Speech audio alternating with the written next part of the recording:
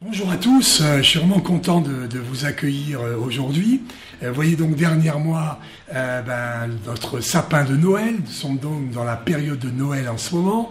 Alors Noël ici à La Réunion, il fait 32 degrés, c'est pour ça que je suis en petite chemisette. J'ai pas de bonnet, de gants et de gros pulls. Et puis pour nous c'est la saison des litchis, petits fruits absolument délicieux, des mangues. C'est tout ça, cette période de Noël qui est une très très belle période d'ailleurs. Si vous souhaitez visiter l'île de La Réunion, c'est une période absolument magnifique où la végétation reprend et où les fruits explosent de tous les côtés. Il y a plein de petits marchands qui en vendent à droite et à gauche. C'est vraiment une période magnifique, ces périodes de Noël. Moi, c'est aussi la période de mon enfance, donc c'est vrai que Noël, pour moi, est associé au litchi et à la chaleur. Alors, ça ne va pas nous détourner de ce pourquoi je suis là avec vous ce matin.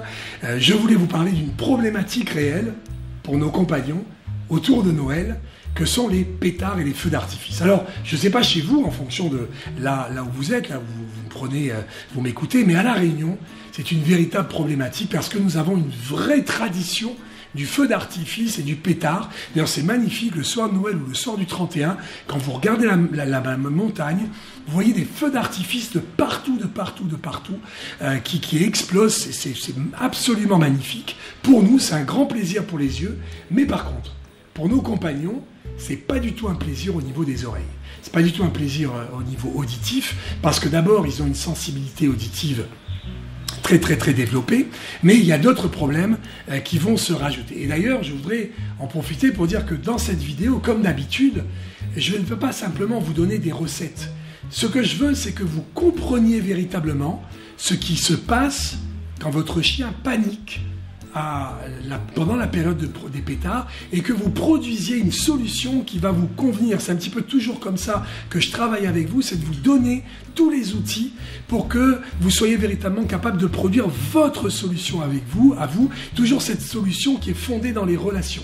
Et non pas, cette vidéo n'est pas simplement un tutoriel, c'est pas simplement un truc à suivre, ça va aller bien au-delà de ça. Et d'ailleurs, je vais essayer de vous amener dans une dimension où même vous allez pouvoir, lorsque vous allez, parce que dans certains cas, on va voir qu'il va falloir céder de médicaments, eh bien vous allez pouvoir interagir avec votre vétérinaire, discuter véritablement avec lui, parce que vous aurez des éléments de base pour discuter de cette problématique de votre chien. Donc, nous abordons aujourd'hui la problématique des peurs, des phobies, des terreurs parfois, lorsque les pétards et les feux d'artifice interviennent, notamment autour de la période de Noël. Alors, d'abord, je voudrais aborder comment se met en place une peur.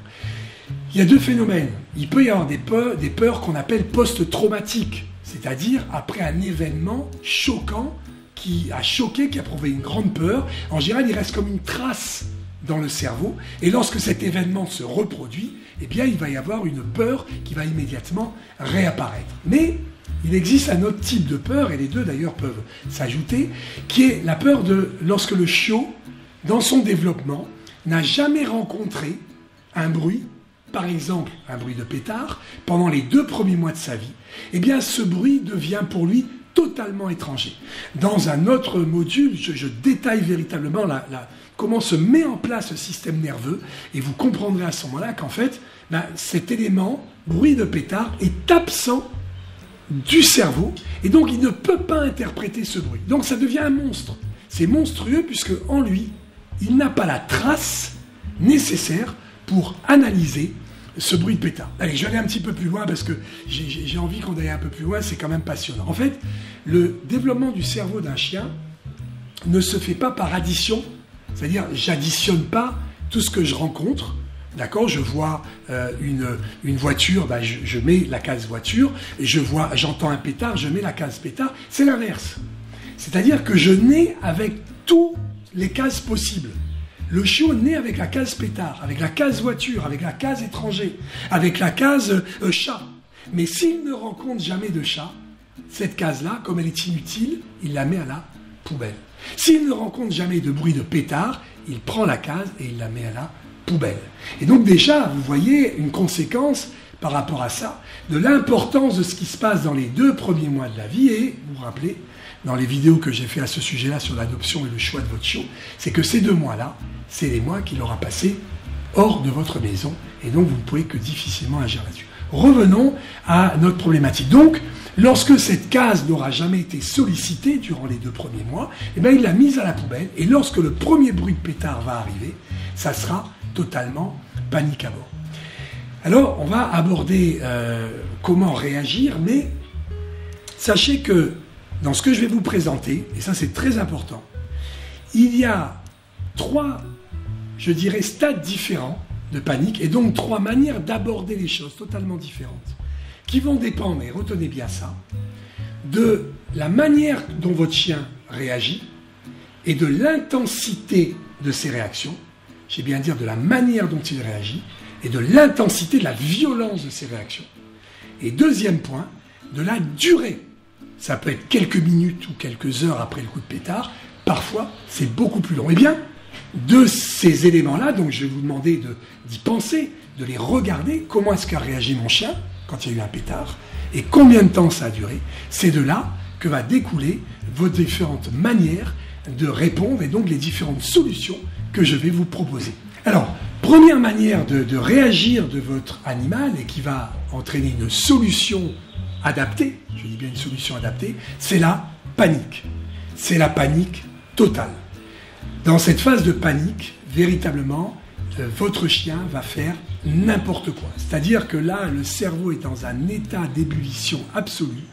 Il va courir dans tous les sens et il peut se mettre en danger. C'est une panique totale.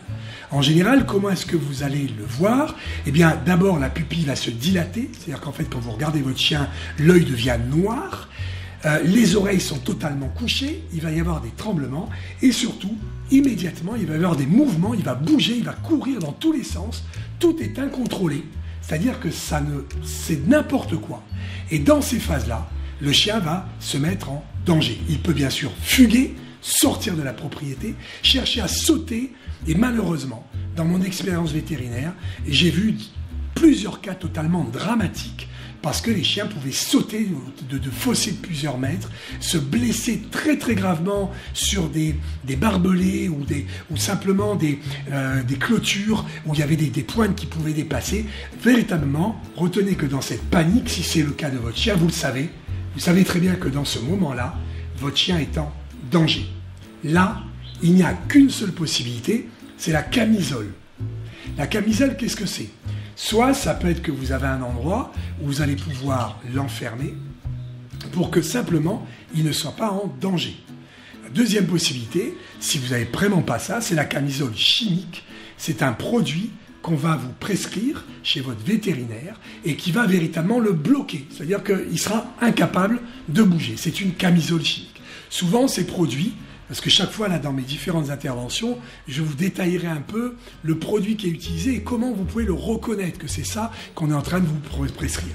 En général, ce produit se termine souvent par VET, quelque chose. C'est un produit qu'on va donner une seule fois de manière ponctuelle et votre chien va être un petit peu complètement sonné, un peu shooté, comme on dit.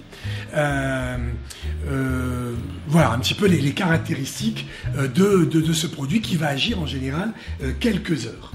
Voilà un petit peu ce qu'il faut savoir sur cette première peur panique. Déjà, je viens de vous présenter cette peur panique qui est un peu terrifiante parce qu'il y a une véritable mise en danger, mais il faut considérer qu'elle est très très rare et que je vous ai donné des solutions, mais nous allons aussi maintenant je souhaitais aussi vous aborder donc d'autres types de peurs, mais je vais les aborder dans d'autres vidéos, parce que j'ai vraiment voulu pendant cette période de Noël vous apporter un maximum d'éléments pour que vous soyez en mesure de répondre correctement à ce besoin de votre chien et de votre famille dans cette période qui peut être pour certaines familles très difficile autour de Noël. En tout cas, moi je l'ai souvent vu et vécu avec les gens qui venaient me voir pendant cette période-là. Alors, si vous avez aimé cette vidéo, n'oubliez pas de la liker, n'oubliez pas aussi de vous abonner pour me retrouver sur toutes les vidéos YouTube qui ressemblent souvent à celle-ci, si elle vous a plu bien sûr, donc de vous abonner. Et puis, si vous voulez bénéficier de nos formations, eh bien, vous pouvez vous inscrire donc dans le module prévu pour les inscriptions.